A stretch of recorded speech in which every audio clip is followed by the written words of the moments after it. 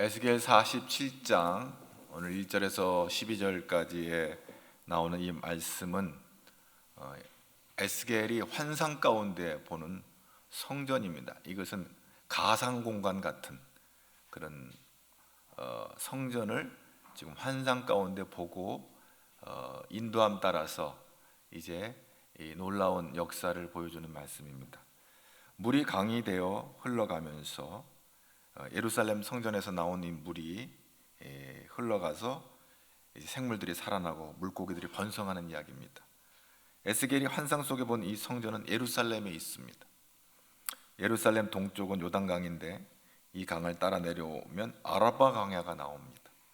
아라바 강야를 지나가면 바다 가운데 이제 바다가 나오는데 여기가 바로 사해 바다입니다. 호수가 너무 커서 바다처럼 보여서 바다라고 합니다. 남북의 길이가 한 86km 정도 되니까 굉장히 긴 호수가 되겠죠.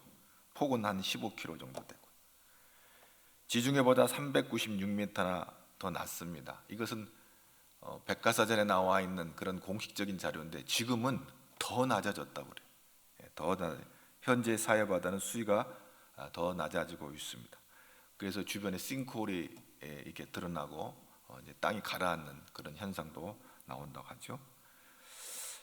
요단강과 같은 이 강줄기로 흘러 또 주변에 있는 이런 작은 강들을 통해서 이 강물이 흘러가는 이 물이 이제 사해로 들어가는데 이 물이 흘러 들어가지만 이게 나오는 데가 없어요. 그래서 이제 이것은 물의 증발로 인해서 이제 공중으로 다 증발되는데 그 염분이 남아 소금바다, 그리고 염해라고 합니다. 그래서 생물이 살지 못하기 때문에 사해라고 또 하는 것이죠. 죽음의 바다다 이렇게 말합니다. 성전에서 스며 나온 물이 동문으로 나와 남쪽으로 요단강을 따라서 바로 아라바 광양을 지나서 이 사해 바다로 흘러 들어가는 거예요. 그래 오늘 말씀해 보니까 물이 한 1000척 측량하여 강을 건너는데 물이 발목까지 올라왔다. 그래서 1000척이라고 하면 이 척은 1규빗, 이제 규빗을 이렇게 우리나라 말에는 이렇게 번역을 했는데 한 1규빗이 한 45cm 정도 됩니다. 그래서 한 450m 정도, 한 1000척이라고 하면 1000규빗이 되니까 한 450m 정도 가는데 물이 발목까지. 또 거기서 1000척을 더 측량하니까 무릎까지 올라왔다. 그리고 거기서 더 1000척을 측량하니까 이제 허리까지 올라오게 돼요. 그리고 마지막으로 더 1000척을 측량하니까 헤엄쳐야 건널 수 있을 정도로 물이 불어나는 것을 보게 되어집니다. 성전에서 나올 때 스며 나온 물이 1000척을 4번 측량하고 나니까 결국 사람의 힘으로는 건널 수 없을 만큼 큰 물줄기를 이루는 것을 보게 되어집니다. 무엇을 의미합니까? 하나님의 역사는 인간의 생각과 능력 훨씬 뛰어넘는 것을 알게 되어집니다. 그리고 완전히 몸을 물에 맡겨서 헤엄쳐서 건너갈 수 있는 큰 강을 이루게 되는 것입니다. 그리고 이 강물 좌우로는 나무들이 높이 서 있는데 모두 과실나무였습니다. 이 과실나무들은 달마다 열매를 맺고 풍성함을 제공하고 있습니다. 12절 말씀 다 같이 함께 에스겔 47장 12절을 보겠습니다. 강 좌우가에는 각종 먹을 과실나무가 자라서 그 잎이 시들지 아니하며 열매가 끊이지 아니하고 달마다 새 열매를 맺으리니 그 물이 성소를 통하여 나옵니다. 그 열매는 먹을 만하고 그 잎사귀는 약재료가 되리라. 아멘. 나무 잎사귀들이 치료에 사용되는 약재료가 되고요. 이것뿐만 아니라 고기도 한 마리도 없었던 사해바다에 어부들이 그물을 치고 고기를 잡을 만큼 큰 물고기들이 이제 풍성해지는 것을 보게 되었습니다. 이게 왜 그래요? 성전에서 흘러나오는 그 생명수가 공급이 되어지니까 그 강 좌우에 과실나무들이 풍성한 열매를 맺고 또 바다는 살아나고 그 바다 안에 많은 물고기들이 풍성해지는 이야기죠. 에스겔 47장 10절입니다. 다 같이 함께 보겠습니다. 또 강가에 어부가 설 것이니 엔게디에서부터 에네글라임까지 그물 치는 곳이 될 것이라. 그 고기가 각기 종류를 따라 큰 바다의 고기같이 힘이 많으며 어부들에게 큰 기쁨이 되는 거예요. 아니 물고기를 잡으니까 막 얼마나 많은 물고기들이 잡히는지 너무너무 감사한 거예요. 여러분 여러분의 통장에 막 돈이 막 쌓이기 시작하면 기쁘잖아요. 월급이 올라가고. 할렐루야. 여러분 사업과 일터가 금년 한 해 잘 되기를 주의 이름으로 축복합니다. 할렐루야. 그렇습니다. 이 놀라운 기쁨이 있는 거예요, 어부들에게. 그런데 놀라운 것은요, 이 강에 대한 이야기는 창세기서부터 시작해요. 그래서 요한계시록에서 끝나는 것을 봅니다. 창세기 어디에 나옵니까? 창세기 2장 10절에 보면 거기에도 그런 말이 나오는데, 에덴 동산에서 물이 흘러나와서 비손과 기온과 힛델과 유브라데강까지 흘러가면서 에덴 동산이 풍성한 아주 아름다운 나무들과 실과들로 가득 찬 것들이 이제 물이 공급되어짐으로 이렇게 일어나는 것을 말해주고 있습니다. 그리고 또 오늘 이 읽은 에스겔 이 말씀이 에스겔서 22장 1절에 이것이 등장하고 있어요. 아마 그 사도 요한이 에스겔 말씀을 아마 염두에 두고 이 말씀을 기록했는지 모르겠어요. 우리 요한계시록 22장 1절 말씀을 한번 다 같이 볼까요? 1절 2절입니다. 시작. 또 그가 수정같이 맑은 생명수강을 내게 보이니 하나님과 및 어린 양의 보좌로부터 나와서 길 가운데로 흐르더라. 강 좌우에 생명나무가 있어 12가지 열매를 맺되 달마다 그 열매를 맺고 그 나무 잎사귀 만국을 치료하기 위하여 있다. 놀랍습니다. 이것은 마치 에스겔 오늘 47장에 읽은 말씀이 그대로 인용되어지는 것처럼 보여지고 있습니다. 에스겔 47장에서는 성전에서 물이 흘러나면서 큰 강을 이루고 그것이 사해바다로 들어가서 죽은 바다가 살아나는 이야기인데, 여기서는 하나님과 및 어린 양의 보좌로부터 생명수가 흘러나와 가지고 강 좌우에 생명나무가 12가지 열매 맺고 풍성한 열매를 맺을 뿐만 아니라 그 잎사귀들이 만국을 치료하기에 있더라, 이렇게 표현하고 있습니다. 이것은 예루살렘에서 축복의 복음이 나와서 온 세상에 전파될 것을 의미하고 있습니다. 에스겔의 성전에서 흐르는 물로 이 땅에 살아나는 것은 바로 천국의 그림자인 교회를 형상화하는 것입니다. 그리고 이 말씀은 예수님께서도 이 말씀을 인용하시는 것을 보게 되어진데, 신약에 와서 예수님 자신이 생수의 근원이라고 말씀하십니다. 요한복음 4장 14절 말씀을 또 다 같이 보겠습니다. 내가 주는 물을 마시는 자는 영원히 목마르지 아니하리니 내가 주는 물은 그 속에서 영생하도록 솟아나는 샘물이 되리라. 아멘. 주께서 주시는 물이 있어요. 생수가 있어요. 주께서 주시는 그 물은 영원히 목마르지 않게 하신다는 것이죠.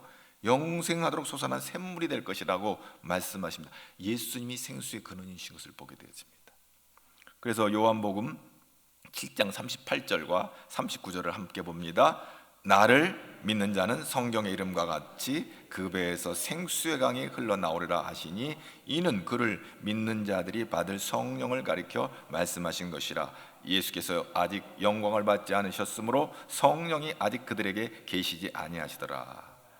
나를 믿는 자는 성경의 이름과 같이, 성경은 어디를 말하는 걸까요? 에스겔 47장 1절에서 12절 말씀을 말하는 거죠. 성경의 이름같이 그 배에서 생수의 강이 흘러나리라. 예수님께서 마르지 않는 생수의 근원이 되십니다. 자 보세요. 창세기 에덴 동산으로부터 흘러나오는 물이 그 네 개의 강을 지났죠. 네 개의 강을 지나가지고 이제 그 흘러나간 것처럼 비손과 기온과 힛델과 유브라데 강이 흘러나오면서 그 풍성한 근원이 된 것처럼 이제 요한복음에 나와서 예수님이 당신이 생명의 근원이심을, 생수의 근원이심을 말씀하고 있고요. 그 다음에 요한계시록에서 생명수 강이 하나님과 어린 양의 보좌로부터 흘러나오므로 아름다운 천국 같은 에덴 동산 같은 멋진 동산이 이게 묘사되고 있는 것을 보게 되어집니다. 예수님은 마르지 않는 생수의 근원이 되십니다. 성전 되신 예수님께로부터 놀라운 생명이 공급되는 것입니다. 예수님께로부터 생수가 흘러나와 성도들에게 흘러가게 되는 것입니다. 성령이 내주하신 성전으로 우리 안에 놀라운 성령의 역사가 일어날 것을 말씀하시는 것입니다. 그러므로 성령을 받은 우리도 이 생수의 강에 흘러가는 통로가 되는 것입니다. 이 성전에서 흘러나오는 물은 뭘까요? 생명을 주는 복음이요 성령을 말하고 있습니다. 에스겔 환상은 오순절날 성령께서 교회에 임하시고 성도들은 성령을 받아서 예루살렘 예루살렘에서 온 유대와 사마리아와 땅끝까지 이르러 증인이 되고 복음을 전파해나가는, 이 퍼져나가는 이 역사를 의미합니다. 바로 성령이 임함으로 교회가 탄생되는 것이죠. 이 에스겔이 본 환상은요, 솔로몬이 지은 솔로몬 성전과 그 이후에 이제 느부갓네살에서 이게 무너진 다음에 다시 포로 생활에서 돌아와 가지고 수르바벨 성전이 리모델링돼서 재건되어지는데, 그리고 이어서 오랜 세월이 지나간 다음에 헤롯이, 예수님 당시 헤롯 왕이 성전을 리모델링해 가지고 40년 동안 지어서 예수님 당시도 이 예루살렘 성전이 있었습니다. 근데 이 성전 안에 드려지는 방식은 다 짐승의 제사를 드리기 위해서 이 세팅이 되어 있는 거예요. 그런데 놀랍게도 이 에스겔의 환상에서는 이 짐승의 제사를 드리는 그런 것들이 다 제거되어지고요, 오직 영과 진리로 예배드리는 새로운 교회의 탄생을 예고하고 있는 것입니다. 이제 그것은 이제 40장부터 46장까지 쭉 말씀을 읽을 때 여러분 그 놀라운 것을 발견할 수 있을 것입니다. 생명수의 근원은 예루살렘입니다. 하지만 오늘 본문에서 에스겔이 본 성전은 문자적인 예루살렘 성전을 말하는 것이 아니고, 에스겔이 환상 속에 본 성전은 교회를 의미하고 있습니다. 그러므로 교회는 생명수의 근원이 되는 것입니다. 이 교회를 통해서 말씀이 흘러가고 성령의 역사가 흘러감으로 말미암아 사해 바다와 같이 메마른 땅이 살아나는, 그리고 풍성한 열매를 맺는 그런 역사가 나타난 줄로 믿습니다. 바로 우리 신앙생활을 중심은 우리의 몸, 그리스도의 몸이 되신 이 교회를 통해서 역사하고 있는 것입니다. 오늘 매주일 말씀을 통해서 우리가 하나님의 능력을 공급받게 되는 것입니다. 말씀은 능력이 있습니다. 말씀이 흘러갈 때 물고기들이, 죽은 사해바다가 살아남으로 풍성한 물고기들이 풍성해질 뿐만 아니라 그 잎사귀들이, 아름다운 그 잎사귀를 통해서 치료되는 역사가 있는 것입니다. 말씀은 치유의 역사가 있습니다. 성령님은 우리를 죽은 자도 살리시는 놀라운 능력을 나타내는 줄로 믿습니다. 그것이 무엇이냐 하면 바로 성령의 역사인 거예요. 여러분, 오늘 여러분 들고 있는 성경을 들고 있는데, 이 성경이 기록된 목적이 뭐냐고 물어보면 여러분 뭐라고 대답할 수 있겠어요? 지나가는 사람이, 아니 당신 그 성경책 들고 다니는데 이 성경책의 기록의 목적이 뭡니까? 다 모든 책에는 기록의 의도가 있고 동기가 있고 목적이 있는 거예요. 여러분 그렇게 누군가 물어본다면 당당하게 얘기해 줄 수 있기를 바랍니다. 요한복음 20장 31절 말씀입니다. 다 같이 한번 볼까요? 오직 이것을 기록함은 너희로 예수께서 하나님의 아들 그리스도이심을 믿게 하려 하며, 또 너희로 믿고 그 이름을 힘입어 생명을 얻게 하려. 아멘. 이 성경이 기록된 목적이 뭐냐? 예수님이 하나님의 아들 그리스도이심을 믿게 하려 하며, 그리고 그 이름을 힘입어 생명을 얻게 하려 함이라. 아멘. 바로 생명입니다. 이 성경은 우리에게 생명을 주는 거예요. 영생을 주는 거예요. 제가 오늘 설교하는 목적이 뭐예요? 이 세상에 살아가는 처세나 교훈이나 도덕적인 어떤 것들을 가르치려는 게 아니에요. 여러분, 오늘 이 시간의 설교의 목적은 예수님을 그리스도로 믿어 그 이름을 힘입어 생명을 얻게 하는 것입니다. 할렐루야. 말씀을 들을 때 예수님이 그리스도임을 믿어지게 되고, 그 예수 그리스도를 믿음으로 말미암아 그 이름을 힘입어서 우리가 생명을 얻는데, 그 생명은 영생입니다. 아멘. 독생자를 주셨으니 누구든지 저를 믿으면 멸망하지 않고 영생을 얻게 하신다고 했습니다. 예수님을 믿지 않고 사는 사람들의 영혼은 사해바다와 같습니다. 그런데 하나님께서 생명수 되시는 예수님을 우리에게 보내셔서 그를 영접하게 되면 놀라운 일이 생깁니다. 에스겔 47장 8절입니다. 다 같이 보겠습니다. 그가 47장 8절, 그가 내게 이르시되 이 물이 동쪽으로 향하여 흘러 아라바로 내려가서 바다에 이르니 이 흘러 내리는 물로 그 바다의 물이 되살아나리라. 아멘. 이 에스겔의 환상은 예수님이 오심으로 이루어지는 놀라운 교회의 모습인데요, 회복되는 사해 바다를 통해 생명의 역사를 보여주는 것은, 그 생명의 역사의 근원은 성전에서 흘러나오는 생명수에 근거되는데, 그 생명수는 예수님이요. 되살아나리라. 예수를 영접하는 자는 살게 되는 거예요. 라파, 치료한다. 사해에 죽은 바닷물이 성전에 흘러나온 생명수로 되살아나는 모든 생물이 살 수 있고 고기가 살 수 있는 살아있는 바닷물이 되는 것이, 생명수 되시는 예수를 믿고 죽음의 자리에서 영생의 자리로 옮겨지는 놀라운 복을 받게 되는 거예요. 교회를 통해서. 아멘. 47장 9절 말씀 계속 한번 보겠습니다. 이 강물이 이르는 곳마다 번성하는 모든 생물이 살고 거기가 쉼이 많으리니 이 물이 흘러 들어감으로 바닷물이 되살아나겠고 이 강이 이르는 각처에 모든 것이 살 것이라. 번성하는, 풍부해지고 가득 차다 이런 뜻이 있고, 아무것도 없던 죽음의 바다에 모든 생물이 수많은 고깃대가 꿈틀거리며 풍성한 상태를 번성하는, 이 샤라츠라고 하는, 이 강물이 이르는 곳마다 번성하는 모든 생물이 살고, 다시 말해서 생명의 약동, 이 역사가 나타난다. 하나님께서 예수의 선지를 통하여 사해바다와 같이 타락한 인간의 영혼에 놀라운 약속을 주십니다. 이 흘러내리는 물로 그 바닷물이 살아날 것이다. 오늘 가제일중앙교회에 들어와 예배하는 모든 자는 살아날 것이다. 할렐루야. 사람은 죽은 것을 살릴 수가 없습니다. 그러나 하나님께서는 생명의 주인이시기 때문에 죽은 것도 살려낼 수 있습니다. 아멘. 로마서 4장 17절에 사도 바울은 확신하고 있어요. 로마서 4장 17절 다 같이 보겠습니다. 로마서 4장 17절입니다. 기록된 바 내가 너를 많은 민족의 조상으로 세웠다 하심과 같이 그 믿은 바 하나님은 죽은 자를 살리시며 없는 것을 있는 것으로 부르시는 이시니라. 아멘. 사해바다가 살아나는 거예요. 여러분, 영생은 뭐예요? 영생은 영원히 사는 것이죠. 그럼 영생의 반대는 뭘까요? 어떤 사람들은 그래요. 영생이 영원히 사는 것이니까 영생의 반대는 영원히 죽는 거, 영사지요? 틀렸어요.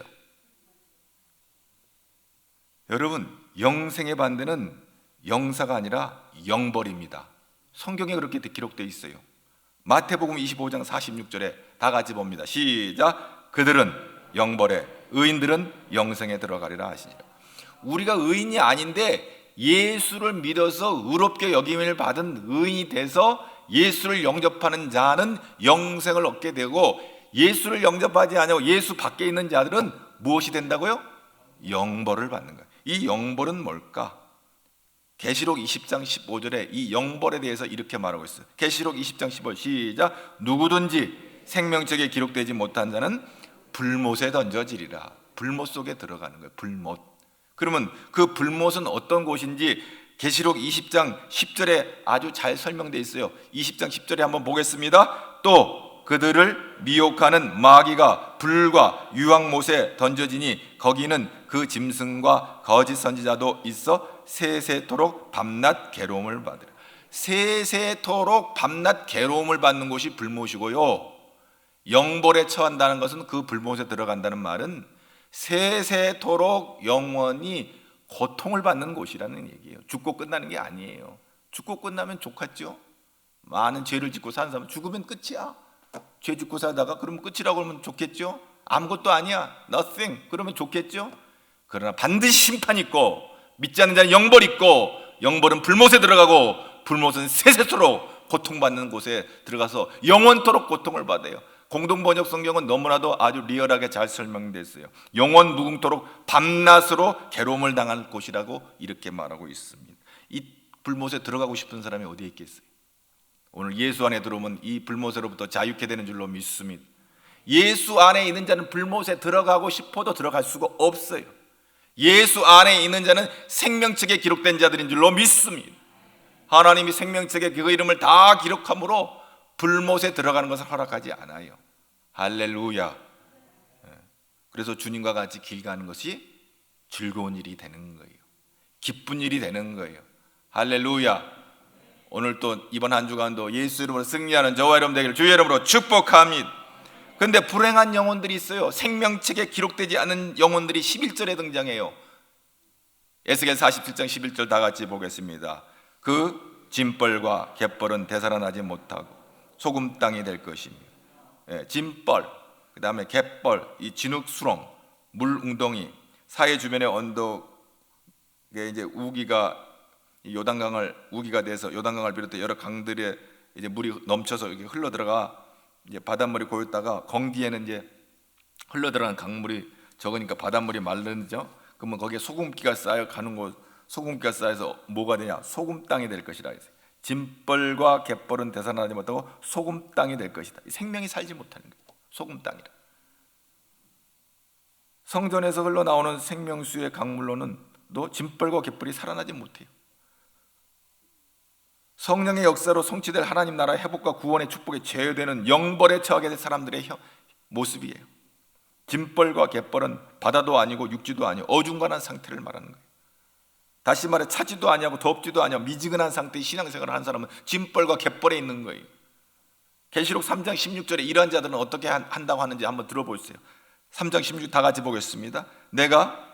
계시록 3장 16절입니다. 내가 이같이 미지근하여 뜨겁지도 아니하고 차지도 아니하니 내 입에서 너를 토하여 버리리라. 토하여 버리면 어떻게 되나요? 쓰레기통에 들어가는 거예요? 불못 속에 들어가는 거예요. 여러분, 오늘 우리가 예수를 믿을 때 잘 믿어야 되는 줄로 믿습니다. 옆 사람에게 이렇게 인사, 예수 잘 믿읍시다. 여러분, 교회 왜 나와요? 은혜 받으려고 나오는 거예요. 교회 나와서 스트레스 받고 막 썽길나가지고 그러면 어떻게 되겠어요? 망하는 인생이지. 교회에 오는 것이 기쁨이 되길 바랍니다. 교회 안에서 여러분이 교제하고 말씀 나누고 예배 드리는 것이 기쁨이 되길 바랍니다. 어찌됐든지 교회 안에는 기쁨을 누려야 되는 거예요. 하나님께서 우리에게 사명을 주셨어요. 오늘 말씀 속에 그 사명이 나와요. 에스겔 47장 10절의 말씀입니다. 다 같이 보겠습니다. 또 이 강가에 어부가 설 것이니 엔게디에서부터 에네글라임까지 금을 치는 것이 될 것이라. 그 고기가 각기 종류를 따라 큰 바다 고기같이 쉼이 많으려니와. 이 강가에 어부가 설 것이라고 그랬어요. 어부, 이 어부가 뭐 하는 어부예요? 물고기 잡는 어부죠. 물고기 잡는 어부예요. 물고기를 잡는 것은 거기서 거주하면서 산다는 것을 의미하잖아요. 힘이 많은 물고기를 잡으니까 기쁨이 있는 거예요. 그러면 그 강가에 어부가 선다고 하는 이건 놀라운 얘기가 마태복음 44장 19절에 뭐라고 됐어요? 말씀하시되 나를 따라오라 내가 너희를 사람 낚는 어부 되게 하리라. 아멘. 하나님께서 사해바다 살리시고 풍성하게 물고기를 풍성케 하시고 그 다음에 강 주변에 모든 과실나무로 풍성케 하시는 이 놀라운 열매를 허락하신 그 하나님께서 우리에게 주신 사명이 뭐냐면 그 강가에 어부가 서게 되는데 내가 너를 사람 낚는 뭐가 되게 하리라?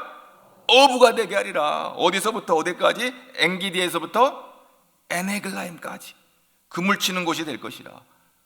물고기를 잡는 거예요. 여러분, 사해바다 서쪽 해안가 중간쯤에 엔게디가 있어요. 이 엔게디가 있고 거기서 수킬로를 올라가게 되면 북쪽으로 올라가면 에네글라임이 있어요. 지금 이 지역은요 사막과 사해 주변임에도 불구하고 깨끗한 물이 솟아나는 작은 오아시스들이 있어요. 놀라운 것은 엔게디는요 그 당시 옛날에도 엔게디는 다윗이 사울의 추적을 피하여 숨었던 피난처가 있고 물이 있었던 곳이에요. 오아시스가 있었던 곳이에요. 민물이 깨끗한 물이 솟아오른단 말이에요. 사해바다 옆인데도 사해바다는 바다는 죽어가는데 지금도 그래요. 지금도 있어요. 가서 보시면 아마 이스라엘 가서 성지순례 가서 보시면 엔게디 한번 가보세요. 그러니까 이것은 다윗의 피난처였고 다윗에게 평안을 줬던 곳이에요. 목마른 다윗에게 샘물을 허락했던 곳이 바로 엔게디예요.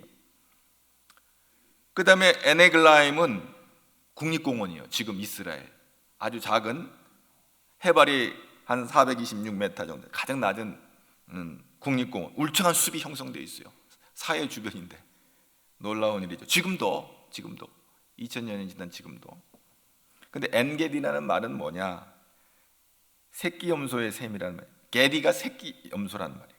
그리고 에네글라임도 역시 두 말인데 두 송아지의 셈이라는 뜻인데 엔게디, 에네글라임. 그러니까 게디는 염소 새끼.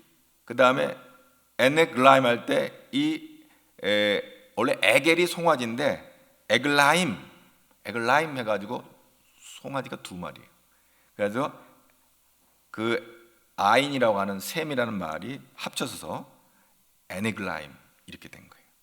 그런데요, 아주 재미있는, 아주 흥미로운 학자들은 이걸 흥미로운 연구를 했어요. 이 에네글라임이나 엔게디, 게디나 글라임이 문자지만요 숫자로 나타낼 수 있습니다. 히브리어 알파벳은 각기 숫자를 가리킵니다. 이것을 게마트리아라고 하는데요. 여러분께서 그 계시록 13장 18절에 보면 사람의 수가 나는데 666 나오잖아요. 근데 666은 그 헬라어로 네로 황제, 이것을 히브리어로 음력을 해서 히브리어 그 문자로 이렇게 하면 666이 되는 거예요. 그래서 네로 황제를 666이다 이렇게 보는 것이죠. 마치 이렇게 사람의 이름을 갖다가 숫자로 이렇게 표기를 해요. 근데 이 게디 염소 새끼는요, 숫자를 계산하면 17이 돼요. 게마트리아로 하면. 혹시라도 호기심을 가진 분들을 위해서 제가 띄워놨으니까 관심 있는 분들 보시기 바랍니다. 그 다음에 에글라임은요 153이에요. 그 숫자를, 그 낱말을, 그 자음의 숫자를 합치면 153이에요. 아마 영상에 떠 있기 때문에 여러분이 집에 가가지고 계산해 보면 될 거예요. 지금은 뭐 그냥 그렇다고만 들었어요. 근데 17과 153이 무슨 관계가 있을까요? 17은요 1에서부터 1 더하기 2 더하기 3 더하기 4 더하기 5 더하기 17까지 가면 뭐가 되는 줄 아세요? 153이 돼요. 아주 놀라운, 아주 흥미로운 얘기예요. 요한복음 21장에서 제자들이 잡은 물고기의 숫자가 몇 마리일까요? 예수님이 부활하신 이후 제자들이 갈릴리로 우리 고기나 잡으러 가자 하고 가서 밤새껏 고기 잡았는데 못 잡았어요. 그때 예수님이 나타나셨어요. 부활하신 예수님이 나타났어요. 그러면서 오른편에 던지라고 말씀. 그때 순종하여 배 오른편에 그물을 던졌는데 그물이 찢어질 정도로 물고기가 잡혔어요. 몇 마리예요? 153마리. 여러분, 우연 같지 않은 수죠? 많은 물고기를 잡았다고 하는 말이에요. 153마리. 우리 숫자로 계실 때는 153이 별로 큰 수는 아니에요. 그러나 153마리가 그물에 잡혔다는 것은 많은 물고기가 잡혔다는 뜻이에요. 그런데 숫자가 구체적으로 등장하죠. 성경이 왜 잡힌 물고기의 머릿수까지 정확하게 기록하고 있는 것일까? 구약 성경에 정통한 사람들은, 이 게마트리아를 알고 있는 사람들은 에글라임이 153이라는 것을 알고 있어요. 그리고 오늘 이 사실을 2000이 지난 오늘 설교를 듣는 여러분도 알게 됐어요. 할렐루야. 근데 이건 놀라운 거 아니에요. 세상 사람들은 이런 거 알게 되면 뭔가 신비한 거, 이런 거 쫓아다니는데, 여러분, 예수로 충분합니다. 예수 믿으면 돼요. 이거 모르고 죽는다고 구원받는데 아무 문제 없어요. 이런 열려진 비밀들은 성경 안에 헤아릴 수가 없이 많아요. 알고 죽는 사람들도 있고 모르고 죽는 사람들은 더 많아요. 중요한 것은 예수 믿으면 돼요. 예수 영접하고 천국 가는 거예요. 할렐루야. 그럼 153은 뭘까? 영혼 구원의 수요. 엔게디에서 에네글라임까지 그물을 치고 물고기를 잡는데 153이라는 그 의미가 뭘까요? 마치 베드로가 밤새껏 잡지 못한 물고기를 예수님 말씀하니 순종하여 가서 그물을 내리고 물을 잡을 때 153에 그물이 찢어질 만큼 많은 그 물고기를 잡았다는 거예요. 그거 예수님께서 베드로로 하여금 처음 제자로 부를 때 리마인드 시킨 거예요. 내가 너를 사람 낚는 어부가 되게 하리라. 너를 영혼을 구원하는 사도로 내가 쓰리라. 할렐루야. 오늘 이 사명이 우리에게 있는 줄로 믿습니다.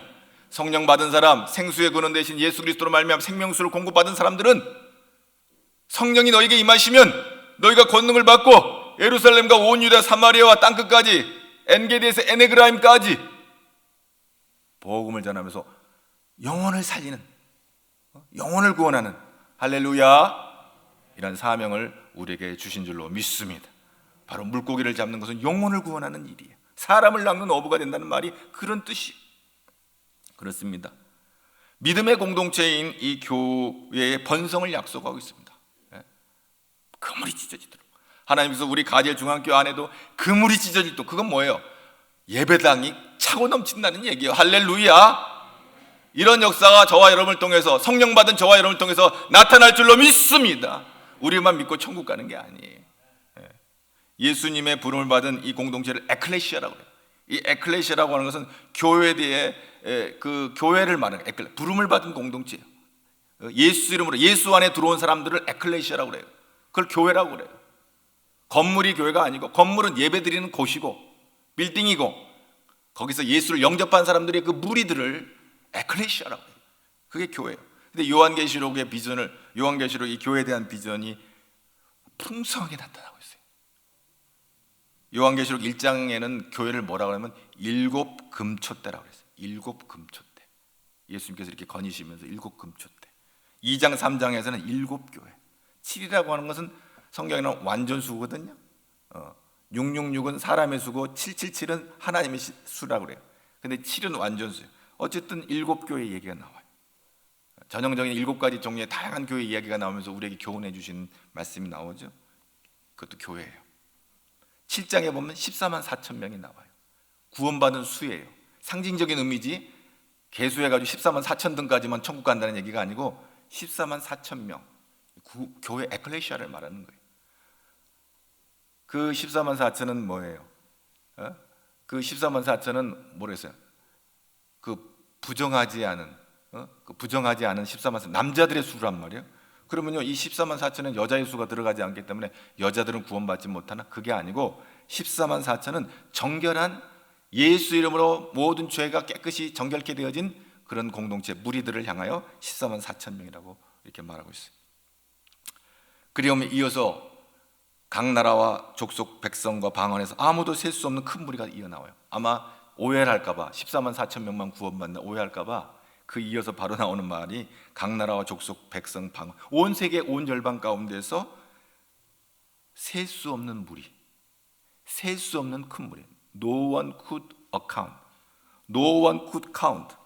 셀 수 없는, 어느도 셀 수 없는 큰 무리. 구원받은 수를 누가 셀 수가 있겠어요?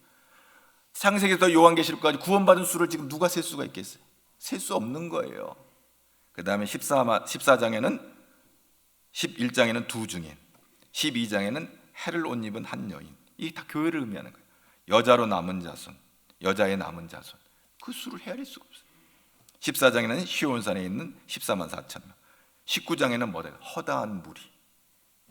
영어는 great multitude. 엄청난 무리라는 거예요. 구원받은 수, 하나 둘 셋 셀 수 없는. 그 다음에 21장에 결정적인 얘기가 나와요. 새 예루살렘, 그리스도의 신부, 구원받은 그리스도인. 우리가 예수를 신랑으로, 그리스도가 영적으로 신랑 되신 예수 그리스도를 말하고, 우리는 그 그리스도의 신부가 바로 교회임을 말하는 이것을 말하고 있어요. 교회를 의미하고 있어요. 동일한 실체를 다양한 상징들을 통해서 표현하고 있습니다. 이것을 통전적으로 이해하지 못하고 따로 떼어서 하나하나 해석할 때 이단이 되는 거예요. 14만 4천 명 붙들고 있는 거예요. 성경은 요한계시록은 다양하게 교회 공동체에 대해서 이렇게 얘기를 하고 있어요. 그러므로 하나님이 허락하신 이 교회는 천국의 그림자예요. 그러니까 놀라운 여기서 열매도 있고 치유도 나타나는 거예요. 할렐루야.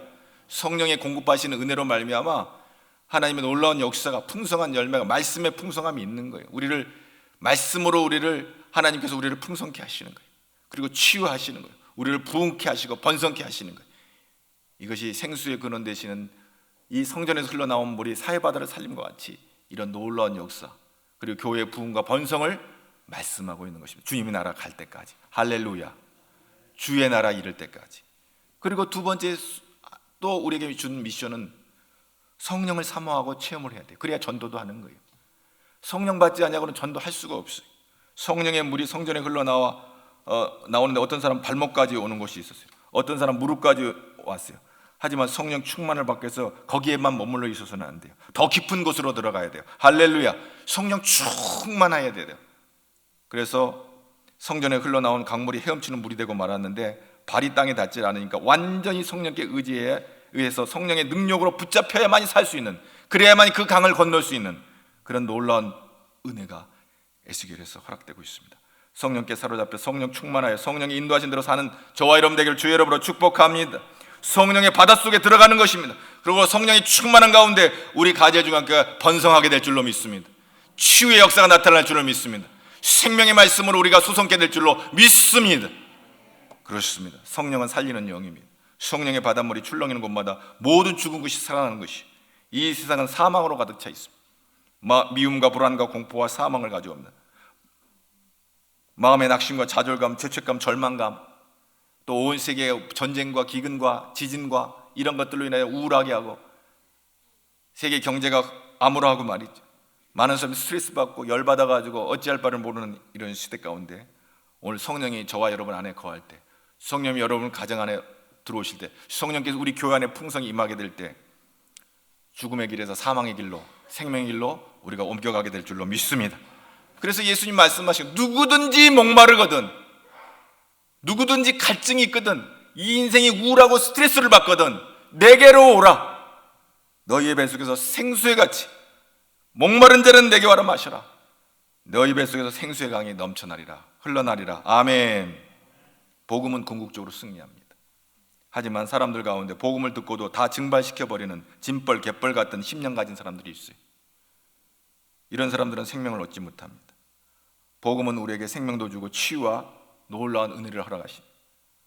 그런데 기도도 하지 않고 믿음이 증발되어 버리면 짐벌 갯벌처럼 돼서 은혜가 말라지니까 헛소리를 하게 되는 거예요. 우리 모든 교회 모든 심령에 생수형이 넘쳐나 성도가 하나님의 자녀로 온전히 세워지는 그런 놀라운 역사가 있기를 주의 이름으로 축복합니다. 성령은 살리는 영이에요. 사모할 수 있기를 바랍니다. 성령의 바닷물이 출렁이는 곳마다 모두 죽어가는 것은 살아날 줄로 믿습니다. 성령이 임하시면 강물 같은 기쁨이 우리의 삶과 교회 안에 충만하게 임하게 될 줄로 믿습니다. 여러분, 교회 와가지고 열받지 마세요. 교회는 은혜 받는 거예요. 교회는요, 기쁨을, 하나님이 주시는 기쁨을 누리는 곳이에요. 짐벌과 갯벌 되지 마세요. 성령을 사모하고 성령의 은혜를 구할 때 성령께서 우리를 평안으로 인도하시고 우리에게 기쁨을 주시고 강같이 흐르는 기쁨을 주실 줄로 믿습니다. 이 강같은 기쁨이 여러분의 것이 되기를 주의 이름으로 축복합니다. 하나님 아버지 감사합니다. 오늘 또 거룩한 주일 아침 우리의 마음을 정결케 하여 주시고 주의 성전 앞으로 나오게 하여 주셔서 주의 은혜를 사모하게 하신 것을 감사합니다. 하나님, 위로부터 내신 놀라운 은혜와 복이 넘쳐나서 교회에 올 때마다 기쁨이 넘게 하여 주시옵소서. 주의 은혜를 사모하게 하여 주옵소서.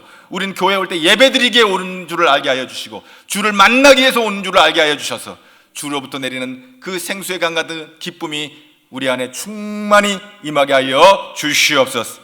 예수님 이름으로 기도합나이다.